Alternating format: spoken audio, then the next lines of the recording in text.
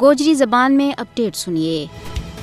جموں کشمیر دنیا کو سب سے زیادہ فوجی جمع والو علاقوں بن گیا جت 11 لاکھ سے زیادہ بھارتی فوجی کشمیریوں کے حق خود ارادیت کی تحریک نہ ظالمانہ طریقہ دے دباؤ کے مصروف ہے۔ صفاقانہ فوجی جماؤ نے مقبوضہ جموں کشمیر کے بچ ایک انسانی بحران پیدا کر دیتا ہے، کیونکہ جب تے بھارت نے مقبوضہ جموں کشمیر کے اندر اپنی فوج غیر قانونی طور کے اوپر لاڑی اس وقت جو خطوں بھارتی فوج اور پولیس کا معاشرہ کے بچ ہے۔ بھارتی فوجیوں نے جموں کشمیر نہ اس کا بسکینہ کے واسطے ایک کھلی جیل کے بچ بٹا دیتا ہے۔ بھارتی فوجی نہ صرف ماورا عدالت قتل، تشدد، اغوا اور منشیات کا پھیلاؤ میں ملوث ہیں، بلکہ نام نہاد تلاشی کی کاروائیاں کے بچ چادر اور چار دیواری کو تقدس بھی پامال کی جا رہی ہے۔ 5 اگست 2019 میں آرٹیکل 370 اور 35A کی منسوخی کے بعد مقبوضہ جموں کشمیر میں ہزاراں کنال اراضی کے اوپر تعینات بھارتی فوجیوں نے باضابطہ قبضوں کر رکھے ہوئے۔ ہزاراں ایکڑ اراضی پہلا ہی بھارتی فوج کا قبضہ کے بچ ہے، جس کی وجہ سے کشمیری عوام اپنا قدرتی وسائل استعمال کرنے سے محروم ہو گیا ہے۔ بھارتی فوجیوں کی بلا جواز کاروائیوں کی وجہ سے کشمیری سخت عدم تحفظ کو شکار ہیں اور مقبوضہ علاقہ میں مجموعی طور خوف اور دہشت کو ماحول ہے۔ شہراں اور دیہاتاں